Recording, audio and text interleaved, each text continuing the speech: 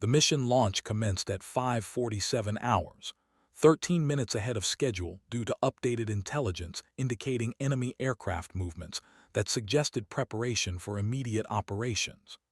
As Reaper Actual led her squadron into the pre-dawn darkness over the Philippine Sea, she felt the familiar combination of hyper-awareness and calculated calm that had characterized her most successful combat missions during Desert Shade.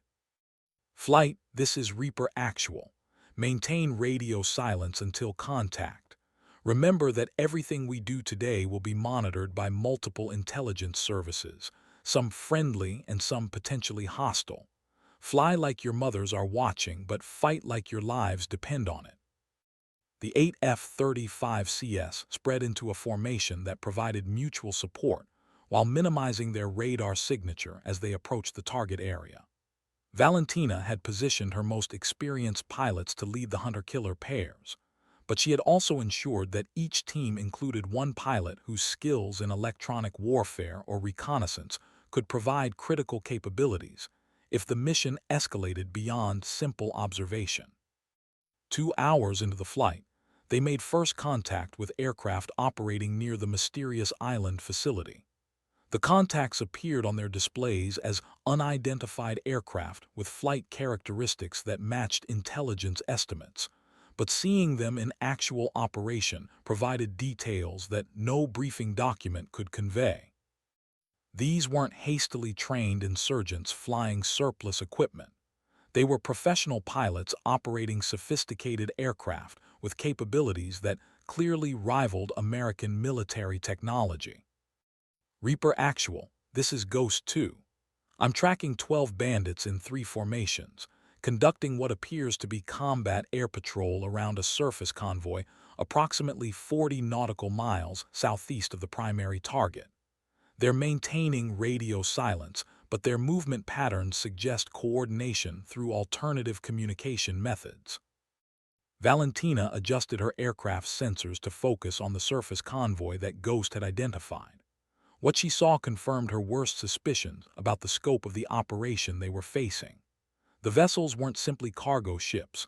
They were sophisticated platforms that include the Boeing 777 cruised at 37,000 feet, its first-class cabin humming with the quiet conversations of tech moguls and hedge fund titans. In Seat 2A, a woman in an understated Brunello Cucinelli blazer nursed her second scotch, staring out at the endless Pacific. To fellow passengers, she was just another Silicon Valley success story. Maybe fintech, maybe biotech. Her manicured fingers occasionally tapped against the armrest in a peculiar rhythm. 3 short, 3 long, 3 short. The flight attendant had noticed her boarding pass bore no special markings, no elite status indicators beyond the obvious wealth required for this ticket. What the crew didn't know was that Dr. Valentina Reaper Kozlov held controlling interests in 4 defense contractors, 2 satellite communications companies, and a small but revolutionary aerospace firm that had quietly revolutionized drone warfare. More importantly, what nobody on this aircraft could possibly know was that 12 years ago, she had earned her call sign by becoming the first female pilot to achieve 17 confirmed kills in a single deployment. The mystery deepened when 2 men in casual clothing made their way down the aisle. They moved with a particular economy of motion that spoke of military training, their eyes constantly scanning, cataloging, assessing. Most passengers barely noticed them, but when they reached row 2, something extraordinary happened. Both men stopped dead, their postures instantly shifting. Without hesitation, they snapped to perfect attention, back straight, chins up, eyes forward. The gesture lasted exactly 3 seconds before they continued walking, but the woman in 2A had caught it. Her lips curved into the faintest smile, and for just a moment, the predatory stillness that had once made enemy pilots fear the empty sky flickered across her features. A tech entrepreneur across the aisle had witnessed the entire exchange. He leaned forward slightly, studying the woman with new interest. She didn't look like military brass, too polished, too expensive, too far removed from the world of bases and barracks. But something in those men's reaction suggested a history that went far deeper than corporate boardrooms. As the 777 continued its westward journey, carrying its cargo of secrets and assumptions toward an uncertain destination, none of the passengers could have imagined that they were sharing cabin space with someone who had once been declared dead by 3 different governments, only to resurface years later as one of the most dangerous pilots the modern military had ever produced. The Pacific stretched endlessly below, keeping its secrets as surely as the woman in seat 2A kept hers. But secrets, like aircraft, eventually have to land. Valentina Kozlov had learned to read men's reactions long before she learned to read radar signatures. The subtle double-take from the tech mogul across the aisle told her that her carefully constructed civilian facade was beginning to crack. 12 years of boardrooms and quarterly earnings reports couldn't entirely erase the way she held herself, the micro-expressions that betrayed a different kind of training. She adjusted her blazer and returned to her scotch, but her mind was already shifting into tactical mode. 2 men who had recognized her were seated 6 rows back. Through peripheral vision honed in combat, she watched them settle into their seats with the particular tension of operators trying to look casual. Their haircuts were regulation-compliant but civilian-styled. Their clothes expensive but forgettable. Classic spook uniform for a commercial flight. The question wasn't who they were. She could spot intelligence operatives from 1,000 feet, but rather who had sent them and why they were on her flight. Her fingers found the small titanium ring on her right hand, turning it slowly. The metal was warm from her skin, inscribed with coordinates that most people would assume represented some sentimental location. In reality, they marked the position where she had ejected from her FA-18E Super Hornet over the Strait of Hormuz, after downing 2 enemy fighters in a dogfight that officially never happened. The ring was fashioned from metal salvaged from her aircraft, a reminder of the woman she used to be before corporate success became her cover identity. The flight attendant appeared at her elbow. "Dr. Kozlov, the captain would like to know if you'd care to visit the cockpit. He's curious about your background." The woman's tone was carefully neutral, but there was something else there. Recognition, perhaps, or wariness. Valentina's smile didn't reach her eyes. "Tell Captain Morrison that I appreciate the invitation, but I prefer to keep my flying days in the past." She had noticed the captain's name on the flight information display, but more importantly, she had recognized his voice over the intercom. Lieutenant Colonel James Morrison, formerly of the 366th Fighter Wing. They had never flown together, but reputations in the fighter community traveled faster than sound. The attendant nodded and retreated, but not before Valentina caught her glancing toward the 2 men in row 8. Interesting. Either this was a very elaborate coincidence, or someone had taken great care to ensure that several pieces from her past would converge at 37,000 feet above the Pacific Ocean. She turned her attention back to the window, watching the sun sink toward the horizon.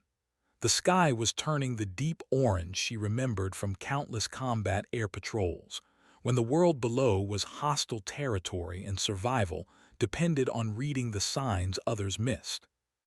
The cockpit door remained closed, but Valentina could feel the weight of decisions being made beyond the galley curtain. Captain Morrison hadn't accepted her polite refusal. She could sense it in the subtle changes in the aircraft's attitude, the slight adjustment in heading that spoke of a pilot buying time to think. In her corporate life, she had learned to navigate boardroom politics with the same precision she once used to thread a needle through enemy airspace. But 30,000 feet above the ocean, old instincts began to surface. Her satellite phone vibrated discreetly against her thigh. The message was brief: package confirmed, escort assigned, landing instructions to follow. No signature, but she recognized the encryption pattern. Langley was taking an interest in her travel plans. More concerning was the fact that someone at CIA knew exactly where she was at this moment, information that should have been impossible to acquire given the security protocols surrounding her movements. The 2 operatives in row 8 had ordered coffee and were conducting what appeared to be a casual conversation about market volatility. But Valentina noticed that neither had touched their drinks, and their body language suggested they were listening to something other than each other's voices. Earpieces, almost certainly. Real-time communications with a control element somewhere below. The question was whether they were there to protect her or apprehend her. A new passenger emerged from the lavatory, a woman she hadn't seen board in Lowe's Angels. Mid-40s, athletic build poorly concealed by an ill-fitting business suit. The kind of person who tried too hard to look like she belonged in first class. As she passed Valentina's seat, she stumbled slightly, catching herself on the armrest. The contact lasted less than a second, but it was long enough for Valentina to feel the small device that had been pressed against her palm. The device was no larger than a button, warm from the woman's skin. Valentina palmed it smoothly, her expression never changing, but her heart rate had increased by exactly 12 beats per minute, a physiological response she thought she had trained away years ago. The stakes of whatever game she was playing had just escalated significantly. Through the window, the Pacific had turned black, dotted with the lights of distant ships. Each point of light represented a potential threat or asset, depending on which side of the equation you happened to be on. Valentina had spent enough years in cockpits to understand that battles were often won or lost long before the first shot was fired. Information was ammunition, and someone was loading their weapons. She activated the small device with pressure from her thumb. A brief pulse of warmth, then nothing. But somewhere in the darkness below, she knew that signal was being received by people who had been waiting for confirmation that Dr. Valentina Kozlov was exactly where she was supposed to be. The device had transmitted for exactly 0.3 seconds, long enough to ping a satellite constellation that most defense contractors pretended didn't exist. Valentina recognized the technology because her own company had helped develop it, back when she was still transitioning from stick-and-rudder time to quarterly profit margins. The irony wasn't lost on her that her corporate success had been built partially on technologies designed to track people like her former self. Captain Morrison's voice crackled over the intercom, smooth and professional. "Ladies and gentlemen, we're beginning our initial descent into Honolulu. Local time is 9:47 p.m. with clear skies and light winds. Flight attendants, please prepare the cabin for arrival." Standard announcement, but Valentina caught the subtle emphasis on initial descent. They weren't going directly to Honolulu. Someone had requested a course change. The woman who had passed her the device was now seated in 4B, studiously reading a magazine about sustainable investing. But her eyes kept flicking toward the front of the cabin, and Valentina noticed she was wearing a small earpiece that matched the ones worn by the men in row 8. Whatever operation was unfolding around her had at least 3 active participants on board, possibly more. Her phone buzzed again. "Divert authorized. Alternate landing zone secured. Maintain cover until ground contact." This time, the message included coordinates that placed them roughly 40 nautical miles southeast of Oahu, open ocean, but within range of several military installations. The kind of location where aircraft could disappear from civilian radar without generating uncomfortable questions. Valentina had faced this decision before, in different skis under different circumstances. Trust the plan and risk walking into a trap, or break cover and risk exposing years of carefully constructed identity. The businesswoman Dr. Kozlov had built a fortune by calculating risks and managing exposure. But the pilot callsign Reaper had survived by trusting her instincts above all else. She pressed the call button. When the flight attendant approached, Valentina kept her voice low and conversational. "I'd like to speak with Captain Morrison if possible. Tell him Reaper needs to discuss our destination." The words felt strange on her tongue after so many years, like speaking a language she had once been fluent in but rarely used. The attendant's eyes widened slightly, just enough to confirm that she recognized the call sign. I'll let him know immediately." Her professional composure cracked for just a moment, revealing something underneath that looked like respect mixed with fear. As the 777 continued its descent through the tropical night, Valentina allowed herself a moment to remember what it felt like to be feared rather than merely wealthy. Power in corporate boardrooms was measured in billions of dollars and market share, but power in the cockpit was measured in heartbeats and split-second decisions that could end nations. The cockpit door opened with a soft hydraulic hiss, and Captain Morrison appeared in the cabin, a violation of post-9/11 protocols that told Valentina more about her situation than any briefing document could have. He was younger than his voice suggested, maybe 45, with the kind of controlled tension that came from flying missions where failure wasn't measured in quarterly losses but in body counts. "Dr. Kozlov," he said, settling into the empty seat beside her. "Or should I say Colonel Kozlov?" His voice carried the particular respect that one combat pilot reserved for another, but also a wariness that suggested he knew exactly who he was talking to. "Doctor is fine," she replied, not correcting his assumption about her rank. In reality, she had never held a formal military commission. Her service had existed in the gray spaces between official military operations and activities that required plausible deniability. "Though I suspect you already know my actual service record." Morrison nodded toward the window, where the lights of Honolulu were becoming visible in the distance. "We're not landing at HNL. Orders came through 20 minutes ago, military priority override. Pearl Harbor Hickam, direct approach to the restricted side of the field. Someone very important wants to have a conversation with you." "And the passengers?" Valentina gestured subtly toward the operatives scattered throughout the cabin. "Official story is mechanical issues requiring military assistance. Unofficial story is that you've got 3 different agencies interested in your travel plans, and my aircraft just became neutral territory for whatever negotiation is about to happen." Morrison's expression was grim.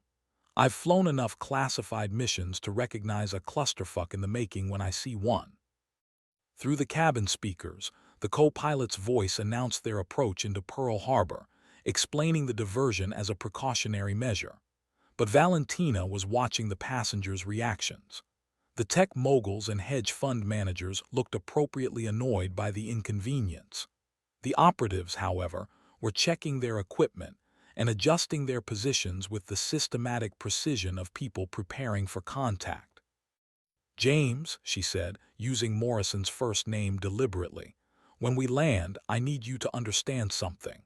Whatever happens on the ground, you and your crew never saw anything unusual on this flight. Dr. Kozlov was just another passenger, and Reaper never existed."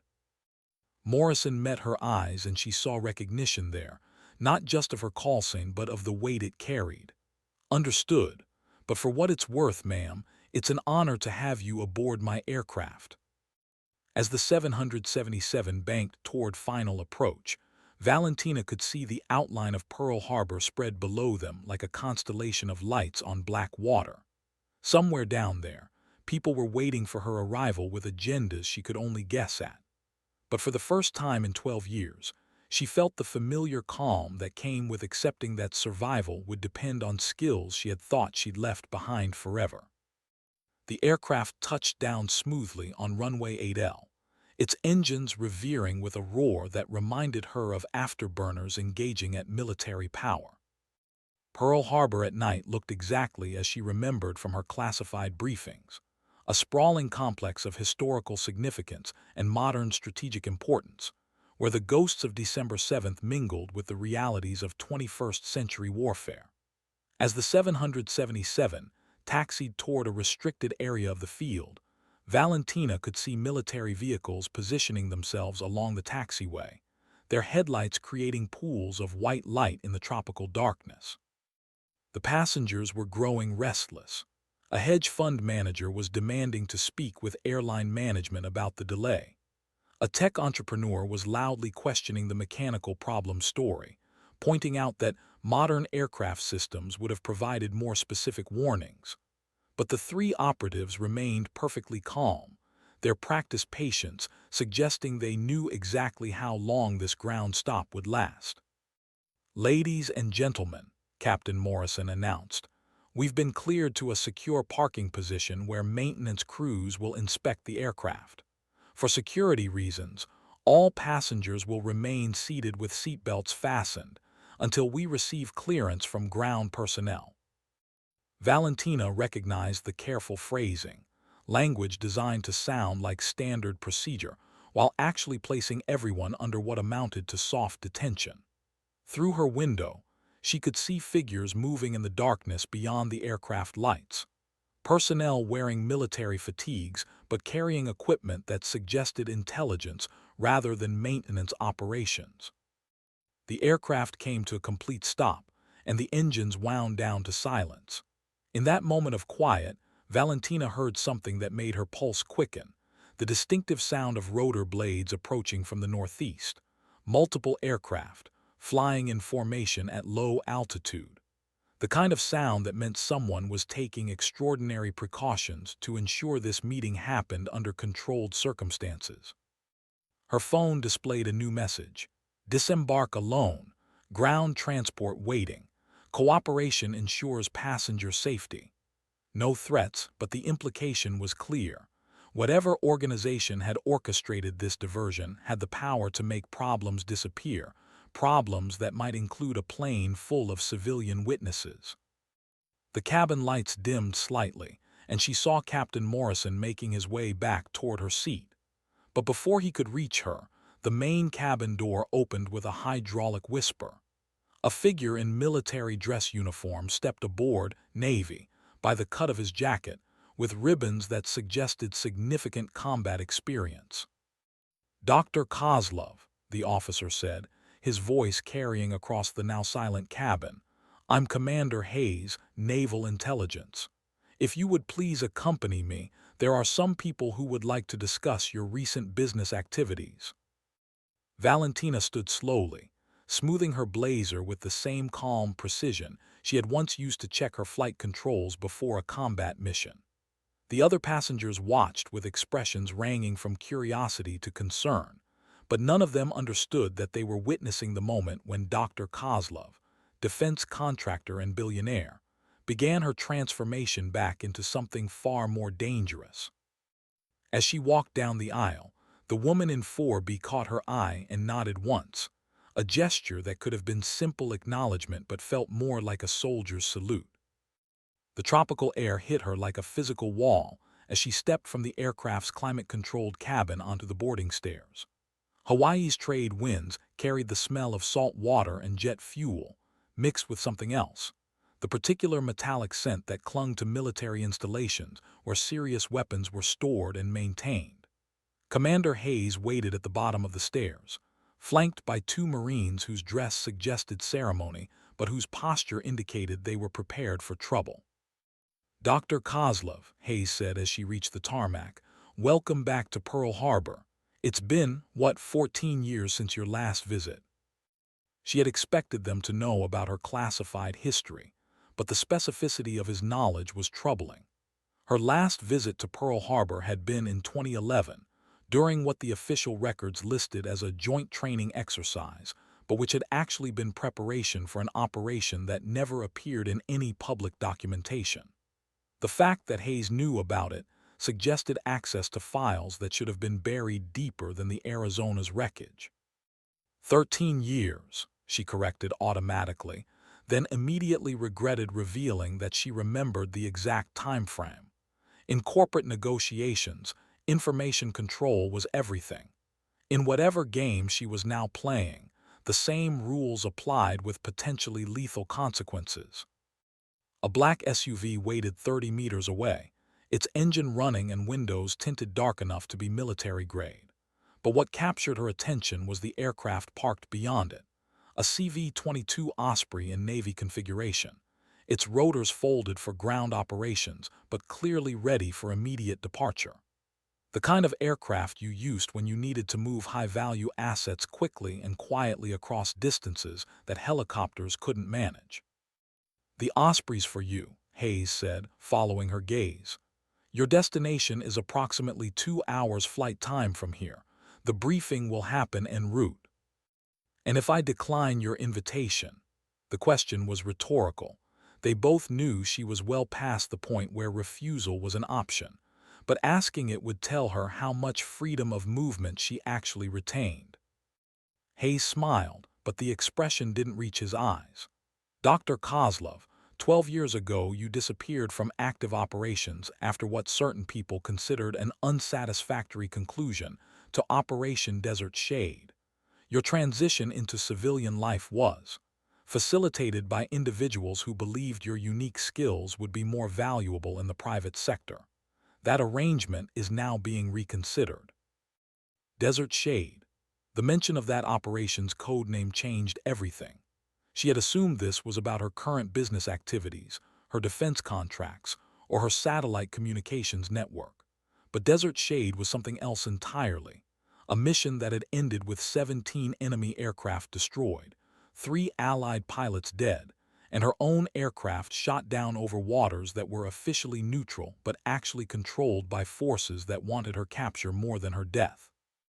The wind shifted, bringing the sound of the 777's passengers disembarking behind her. Their voices carried across the tarmac, confused, annoyed, demanding explanations that would never come. In a few hours, they would be processed through customs with apologies about mechanical difficulties and vouchers for future travel. By morning, most would have forgotten the brief delay. But a few might remember the woman in seat 2A who had left the aircraft first, accompanied by military personnel. "Commander," she said finally, "lead the way." The Osprey's interior had been configured for VIP transport rather than combat operations. 6 seats facing each other across a narrow aisle, with communications equipment and secure storage compartments built into the bulkheads. But beneath the executive amenities, Valentina could see the aircraft's true nature: reinforced flooring rated for combat loads, mount points for defensive weapons, and the distinctive smell of aircraft that had seen actual missions rather than ceremonial flights. As the rotors began their transition from helicopter mode to airplane configuration, Hayes handed her a tablet displaying a folder marked with classification levels she hadn't seen in over a decade. "You're reading material for the flight. Consider it a refresher course." The first document was her own service record, but not the sanitized version that existed in official files. This included operations that had never been acknowledged, aircraft losses that had been attributed to training accidents, and kill confirmations that had been distributed across multiple pilots to obscure the actual numbers. Someone had compiled a complete accounting of her active-duty career, including details that should have been compartmentalized beyond any single person's access. "Who else has seen this file?" she asked, not looking up from the tablet. At last count, 17 people across 4 different agencies, all with need-to-know authorization and all cleared to a level that makes them essentially bulletproof from congressional oversight. Hayes settled into the seat across from her as the Osprey gained altitude and speed. "The question isn't who has access to your records, Dr. Kozlov. The question is why someone decided that, after 12 years of corporate success, the United States government needs Reaper back in active service." She continued reading, noting discrepancies between her memories and the official accounts. Several missions had been attributed to other pilots entirely, and at least 3 aircraft she had definitely destroyed were listed as probable kills rather than confirmed. The bureaucracy of warfare, she reflected, was often more complex than the combat itself. But it was the final document that made her blood run cold. Intelligence reports dated within the last 6 months, describing a series of attacks on military installations across the Pacific Theater. Unknown aircraft with capabilities that exceeded current threat assessments. Pilots whose skill levels suggested training that officially didn't exist anywhere in the world. "They're back," she said quietly. Hayes nodded.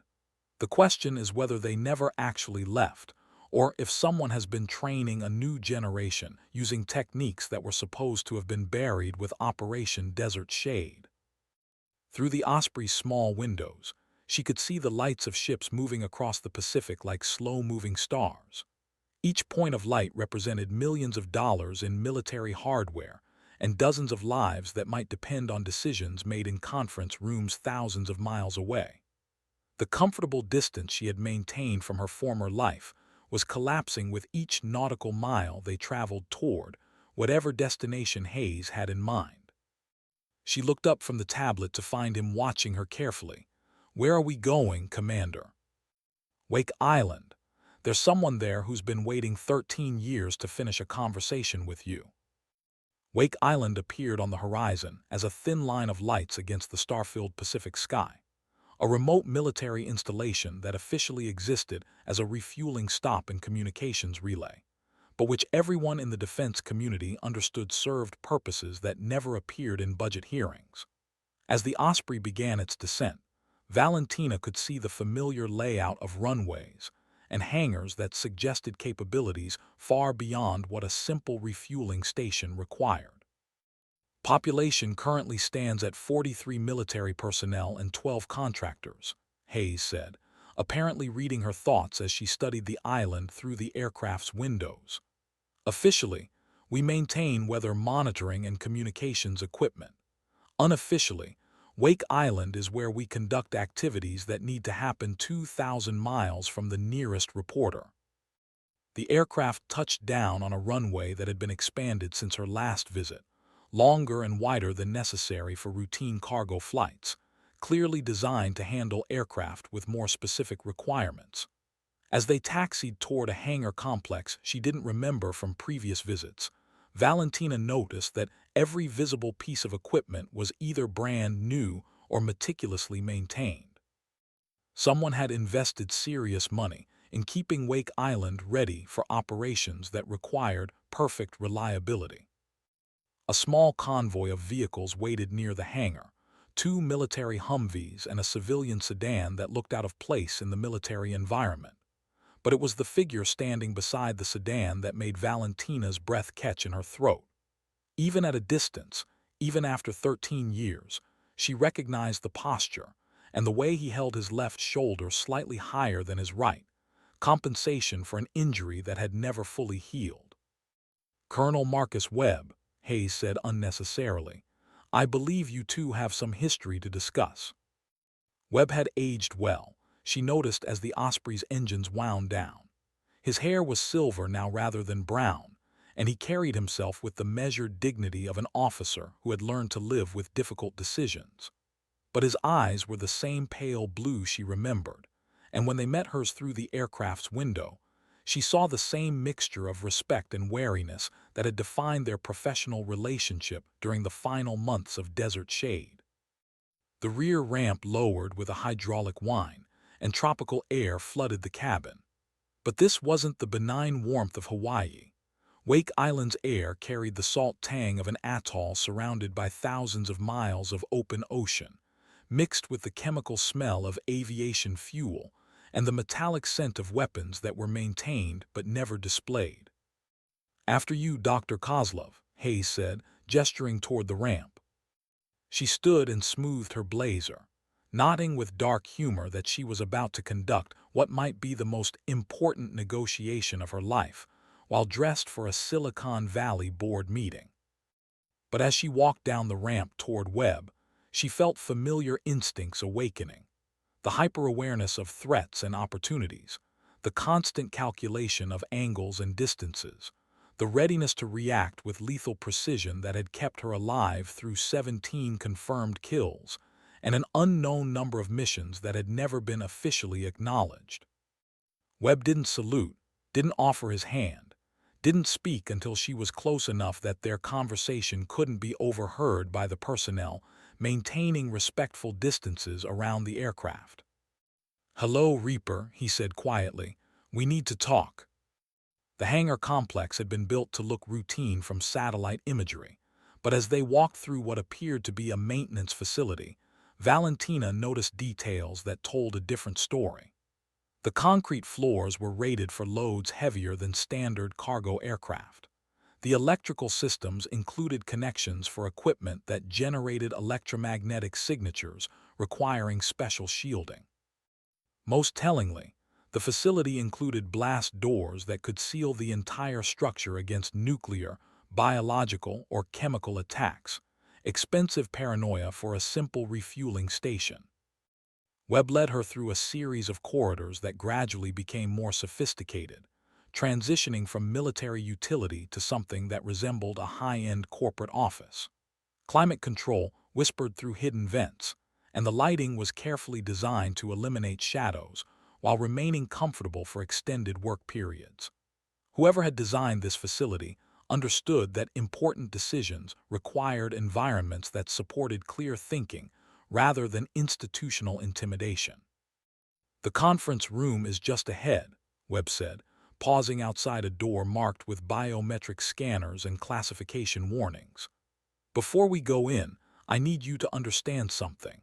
The people waiting inside have access to information about your current business activities that goes well beyond what should be possible through normal intelligence channels." Meaning? Meaning that Dr. Kozlov's financial success hasn't gone unnoticed, and some of the technologies your companies have developed have created capabilities that certain people find concerning. His expression was carefully neutral, but she caught the implication. Her post-military business empire hadn't been as invisible as she had believed. The biometric scanner accepted Webb's palm print and retinal scan, then requested the same from Valentina. The fact that her biological signatures were already in the system told her more about the scope of surveillance she had been under than any briefing document could have. As the heavy door cycled open, she found herself looking into a conference room that could have been transplanted from any Fortune 500 headquarters, except for the wall-mounted displays showing real-time intelligence feeds from across the Pacific Theater.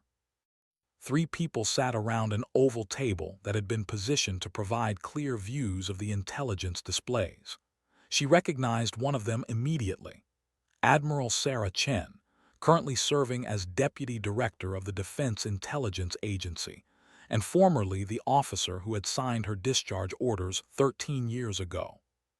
The other 2 were unknowns, but their posture and the way they occupied their chairs suggested senior intelligence officials with access to resources that existed outside normal military hierarchies. "Dr. Kozlov," Admiral Chen said, standing as they entered, "thank you for accepting our invitation. Please have a seat. We have a great deal to discuss, and I'm afraid time is not on our side." As Valentina settled into the offered chair, she noticed that the conference room's windows provided a perfect view of the runway where the Osprey sat with its rotors still folded, ready for immediate departure, but to where?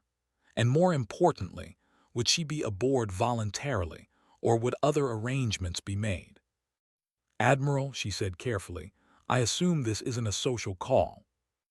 Admiral Chen activated a wall display that showed satellite imagery of an island Valentina didn't immediately recognize, tropical, heavily forested, with what appeared to be a sophisticated military installation partially concealed beneath the jungle canopy. The imagery was recent, sharp enough to reveal individual aircraft on the ground and personnel moving between buildings. "This facility was discovered 6 days ago by one of our surveillance satellites," Chen began. "It doesn't exist on any official maps, and the construction appears to have been completed within the last 18 months. More importantly, the aircraft visible on the ground include at least 4 fighters with configurations we don't recognize from any known military production program." The man to Chen's left, introduced simply as Mr. Davidson from Langley, leaned forward and highlighted specific areas of the image. "Enhanced analysis suggests these aircraft incorporate stealth technology that exceeds our current capabilities. The pilots have been observed conducting training exercises with tactical proficiency that rivals our most elite units." Valentina studied the imagery, noting details that the intelligence analysts had probably missed. The aircraft parking arrangements followed patterns she recognized from her own training, dispersal techniques designed to minimize vulnerability to surprise attacks. The personnel movement patterns suggested operational security protocols that were definitely not amateur hour. Most concerning was the runway configuration, which indicated capability to launch fully loaded strike packages with minimal preparation time. "Where is this?" she asked. "Approximately 400 nautical miles southeast of Palawan," the third person replied, a woman who had remained silent until now but whose accent suggested European origin. "Technically, in international waters, but within the territorial claims of at least 3 different nations. A perfect location for activities that require legal ambiguity." Chen changed the display to show aerial reconnaissance footage taken from what was obviously a stealth drone. The video quality was exceptional, revealing aircraft in detail that made Valentina's pulse quicken. She recognized design elements from several different military programs, but combined in configurations that shouldn't have been possible without access to classified technical specifications from multiple nations. "The aircraft are interesting," she said carefully, "but I assume you didn't bring me halfway across the Pacific just to look at satellite photos. What does this have to do with me?" Davidson opened a folder and extracted a single photograph, a cockpit camera image showing the pilot of one of the unknown aircraft. The helmet obscured most facial features, but something in the pilot's posture, the way they held their head, the angle of their shoulders, was disturbingly familiar. "This photograph was taken during an engagement with one of our reconnaissance drones 12 hours ago," Chen said. "The drone was destroyed, but not before transmitting this image. We've analyzed the pilot's movements, their tactical decisions, their engagement patterns. The computer analysis suggests a 94% probability that this pilot was trained using methodologies developed during Operation Desert Shade." Valentina felt the room temperature seem to drop several degrees. "That's impossible. Desert Shade's training protocols were classified beyond any normal intelligence sharing. The techniques we developed were never transferred to other programs." "We know," Webb said quietly. "Which means either someone with intimate knowledge of Desert Shade has been conducting unauthorized training programs, or some of the pilots we thought were killed during the operation's final phase actually survived." The wall display changed again, this time showing a tactical analysis of the engagement that had produced the cockpit photograph. Flight patterns, attack angles, defensive maneuvers, all executed with a precision that spoke of training that had been refined through actual combat experience. Training that had cost the lives of Allied pilots and millions of dollars in destroyed aircraft to develop. "Dr. Kozlov," Admiral Chen said, "we need Reaper back." The silence stretched for nearly 30 seconds as Valentina processed the implications of what she was seeing. Operation Desert Shade had ended with what the official reports described as mission completion with acceptable losses, but the reality had been far messier.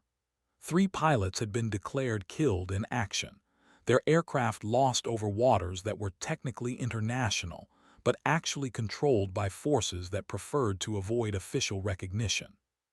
She had always suspected that at least one of those pilots might have survived to be captured, but confirmation had been impossible without risking additional personnel. "Who else knows about this analysis?" she asked finally. "Currently, 17 people across 4 agencies," Davidson replied, "all with security clearances that make them effectively invisible to normal oversight. The president has been briefed in general terms, but the specific details remain compartmentalized." Webb activated another display showing global shipping routes and military deployment patterns. "The facility we've discovered isn't operating in isolation. Our intelligence suggests coordination with elements in at least 3 different nations, plus financial backing from sources that have so far remained unidentified. This isn't some rogue military unit. It's a systematic program with strategic objectives that we're only beginning to understand." "And you think bringing me back into active operations will somehow resolve a situation that apparently involves international conspiracy and military capabilities that exceed our current technology. Valentina kept her tone level, but internally she was calculating odds and options. The comfortable distance she had maintained from her former life was evaporating with each new piece of information. Admiral Chen stood and walked to the window overlooking the runway where the Osprey waited in the tropical darkness. Dr. Kozlov, 12 years ago you were the most effective air-to-air combat pilot in any military service. Your tactical innovations during Desert Shade became classified doctrine that we still use today.